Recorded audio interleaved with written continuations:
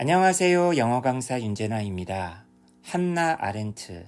요즘 들어 이분 이름을 자주 접하게 되는데요. 민주주의의 위기 혹은 파시즘의 등장과 관련해서 이분의 옛 통찰이 지금에도 시사하는 바가 많다. 이렇게 공감을 표하는 분들이 많으시더라고요. 저 역시 관심을 아니 가질 수 없었고 그분의 글도 조금 찾아 읽어보려 노력했고 그분과 관련된 다른 글들도 좀 읽어보려고 애를 쓰고 있는데 어렵긴 합니다만 그죠? 도전해보고 있습니다. 여러분도 함께 저와 함께 그런 글들을 함께 읽어보자. 강제로라도 억지로라도 이 영상을 통해서 그러한 시간을 지금 마련하고 있는데 여기 지금 아주 인상 좋으신 어떤 할아버지? 학자분이 등장했었습니다. 토니 주트라는 역사학자분인데요. 지금은 돌아가셨어요. 제가 한 몇 개월 전에 저희 채널에서도 이분 글을 좀 읽었었던 영상이 하나 있었던 걸로 제가 기억을 하는데 이분 글을 제가 다 속속들이 다 읽지 못했지만 그래도 저는 이분 참 매력적이다. 참 조단조단 글을 참 잘 쓰시는구나. 공감가게 그런 걸 이제 느꼈었는데 이분께서도 역시나 한나 아렌트를 굉장히 좋아하시는 것 같아요. 그래서 이분이 쓰신 어떤 여러 글들 가운데에서 악의 문제 있잖아요. 왜 우리 그 예루살렘의 아이만 그 악의 평범성. 그래서 이제 그 악의 문제가 2차 대전 이후 유럽에서 어떻게 이제 수용되고 어떻게 해석이 되고 그랬었는지를 갖다 다룬 글이 있는데 이 글을 읽으면서 제가 평상시에 되게 많은 관심을 가졌었던 어떤 여러 가지 의문들. 예를 들면은 광주 있잖아요, 여러분. 우리 1980년 광주는 과연 누구의 것일까? 광주 사람들만의 것일까? 전라도 분들만의 것일까? 아니면 보편적인 것일까? 그 다음에 우리 왜 최근에 참사 되게 많았었잖아요. 세월호 참사라든지, 그 다음에 이태원에서의 참사라든지, 이런 문제들을 이제 과연 우리는 어떻게 수용을 해야 될 것인가? 어떻게 기억을 해야 될 것인가?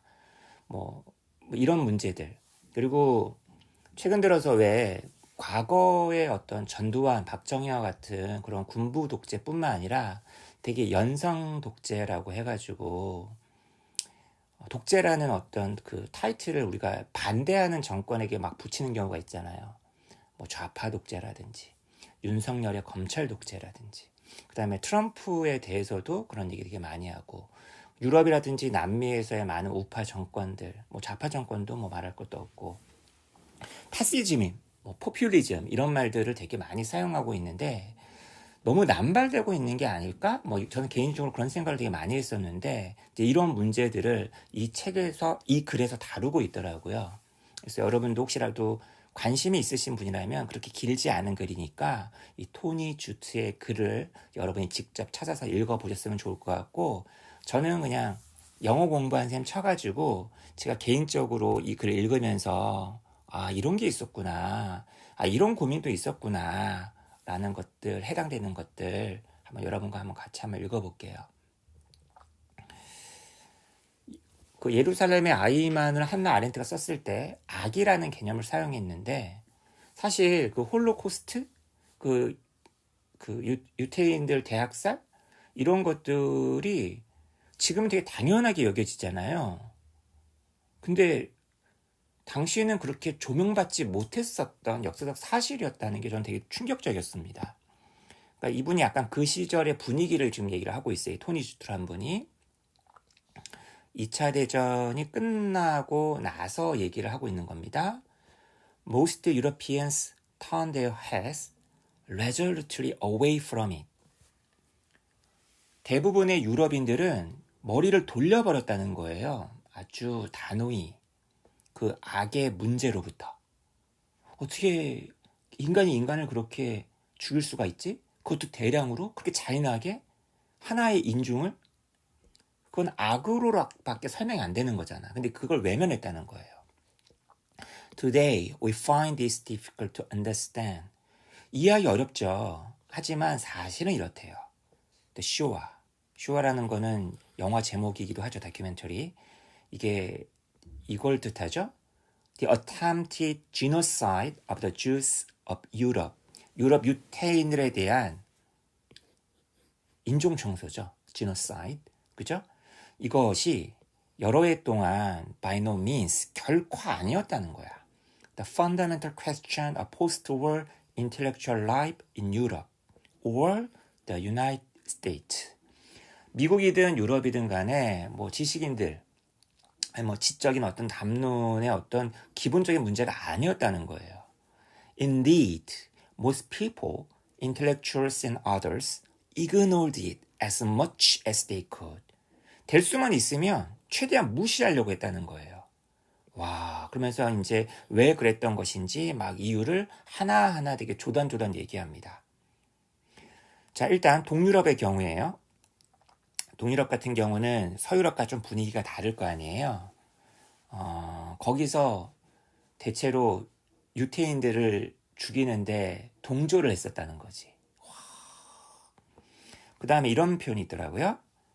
자, 저는 이 대목 되게 공감 가는데, 왜 전두환이라든지 박정희 독재에서 이제 핍박을 받았었던 사람들 가운데에서 이렇게 얘기하는 사람들 있을 수 있잖아.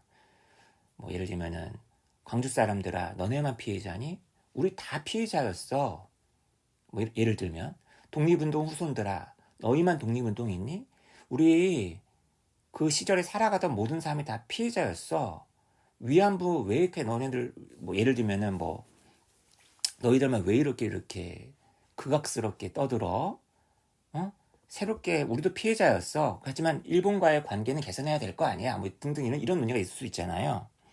자, 보세요. Many non-Jewish East Europeans were themselves victims of atrocities. 그죠? 유태인이 아니었었던 동유럽 사람들 중에 다수가 그들 스스로가 어떤 그 참상의 어떤 학대의 만행의 피해자들이었다는 거야. 독일 사람 쳐들어왔을 때는 피해자였고, 또 러시아 소련 놈들 오면 또 그렇고, 미국 놈들이 오면 또 피해자였고, 그죠? 그러니까 자기도 피해를 입었기 때문에 유태인들 피해에 대해서 뭐 따로 그렇게 신경을 안 썼다는 얘기죠. They remember the war. They did not typically think of the agony of their Jewish neighbors, but of their own suffering and losses. 그렇죠?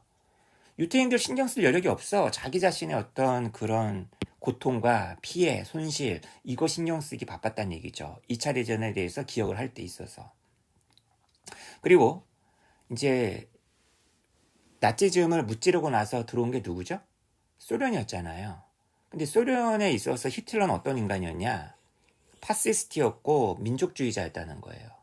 그의 인종차별주의, 그죠? 인종주의는 그런 중요한 게 아니었다는 거죠. 그러니까 경제, 사회학, 정치 이런 관점에서 접근을 했지 그 인종주의 차원에서 접근하지 않았다는 거예요. 자, 그 다음 서유럽 같은 경우 봅시다. 당연히 가해자는 편하게 살죠. 가해자는 발 뻗고 자고 피해자는 계속 쪼들려 살고, 전후 서독에서 처음에 국가적인 분위기는 뭐였냐면은 아니 우리나라가 말이야 이렇게 우리 계몽주의 나라가, 괴테의 나라가, 칸트의 나라가, 헤겔의 나라가 히틀러 잘못 뽑아가지고 1차 대전 때 그렇게 우리가 프랑스, 영국한테 시달리다 보니까 2차 대전 어쩔 수 없이 일으켜가지고 자기 연민이었다는 거예요. 자신의 어떤 서퍼링에 대해서 그렇게 이렇게 분단이 되고 말이야 등등등등등. 그러니까 유태인에 대해서 신경을 썼겠어요? 이런 대목이 참 인상적이었습니다.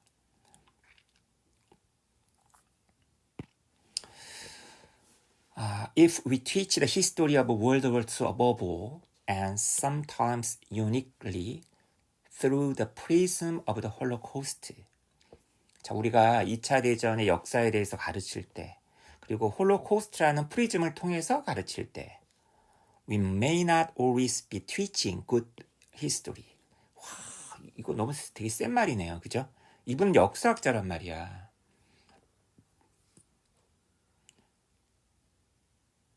우리가 항상 좋은 역사를 가르치고 있는 것이 아닐지도 모른다.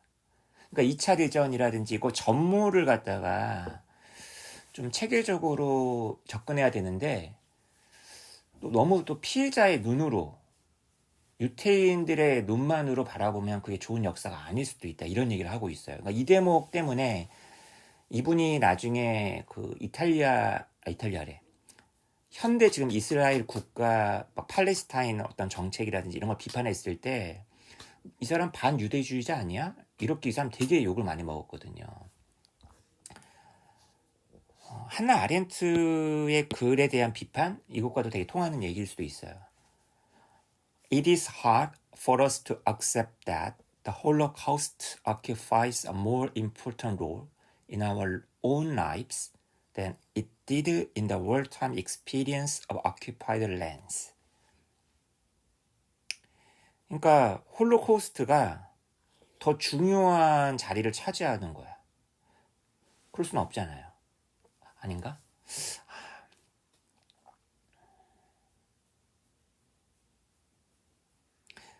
옛날에는 덜 중요했는데 지금은 거의 2차 대전 하면은 그냥 홀로코스트만 떠오르지 않나요? 자, 보세요. 그러나 if we wish to grasp the true significance of evil, what Hannah Arendt intended by calling it banal. 한나 아렌트가 시시하다. 별 볼 일 없는 녀석인데 이렇게 부름으로써 의도했었던 것. 그 악의 진정한 의미를 포착하기를 원한다면 우리가 정말 악의 진정한 의미에 대해서 포착하기를 원한다면 우리는 기억해야 된다. What is truly awful about the destruction of the Jews? 유태인의 파괴, 유태인들을 막 학살, 이것에 있어 정말 끔찍한 것은 It's not that it matters so much, but that it matters so little. 그 문제가 너무나 중요한 것이 아니라 정말 대수롭지 않은 것이라는 것을 기억해야만 한다. 야, 이런 얘기 이게 되게 약간 뭐랄까 되게 잘못 오독될 여지가 되게 강한 문장이잖아요. 근데 저도 이걸 되게 막 뭐라고 이해는 막연하게 되는데 명쾌하게 좀 이렇게 이해를 여러분들한테 못 시키겠어요. 말이 중원부원 나올 것 같아. 이걸 너무 도드라지게 앞으로 전면에 내세우는 것 자체가 잘못된 이해일 수 있다라는 거죠. 너무 센 말이죠. 그러니까 어떻게 보면 이건 토니 주츠가 한나 아렌트의 글을 이해하는 방식일 수도 있겠고요.